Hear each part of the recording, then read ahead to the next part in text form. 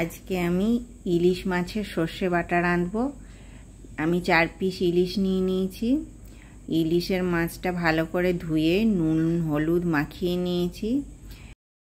ইলিশ মাছটা কাঁচা রাঁধলেও হয়, কিন্তু আমরা কাঁচা খাই না, একটু হালকা করে ভেজে নেব আমি। সেই জন্যে কড়াইয়ে এখন আমি তেল দেব। তেলটা গরম হয়ে গেছে, এবারে একে একে মাছগুলো আমি সব ভেজে নেব।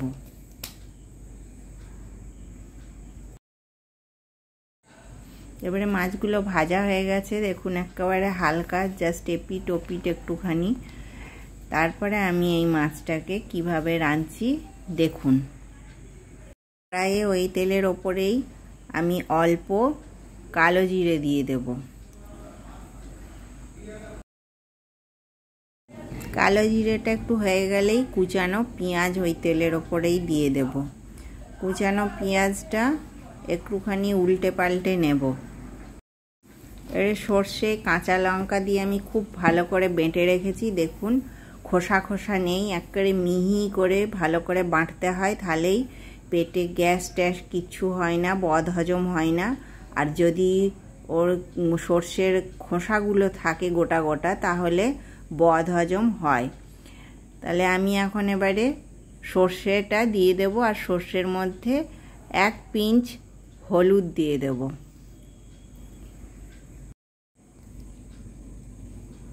সর্ষেটা আমি ঢেলে দিলাম, সবটাই ঢেলে দিয়েছি।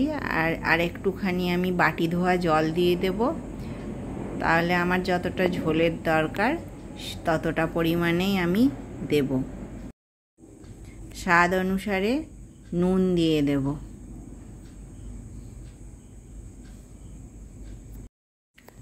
এবারে কয়েকটা কাঁচা লঙ্কা চিড়ে রেখেছি, কাঁচা লঙ্কাগুলোও আমি দিয়ে দিলাম। একে একে ভেজে রাখা ইলিশ মাছগুলো সব ছেড়ে দেব আমি।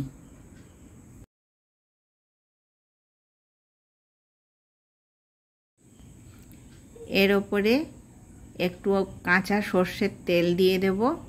কাঁচা সর্ষের তেল দিয়ে তারপরে ঢাকা দিয়ে দেব। এবারে ঢাকাটা দিয়ে দিয়েছি। এবারে ঢাকাটা আবার আমি খুলে দেখব। ঢাকাটা খুলে ইলিশ মাছগুলো আস্তে আস্তে আমি এক একটা করে উল্টে দেব। এইভাবে আস্তে আস্তে উল্টে দেবেন, কেননা এটা খুব নরম মাছ, ভেঙে যাবে। তাহলে দেখুন আমাদের ইলিশ সর্ষে বানানো হয়ে গেছে কত সহজেই আর কম সময়ে। আপনারাও এইভাবে একবার ইলিশ সর্ষে বানিয়ে দেখবেন, আর খেয়ে অবশ্যই আমাকে কমেন্টে জানাবেন। আর আমার চ্যানেলটাকে লাইক শেয়ার সাবস্ক্রাইব করবেন।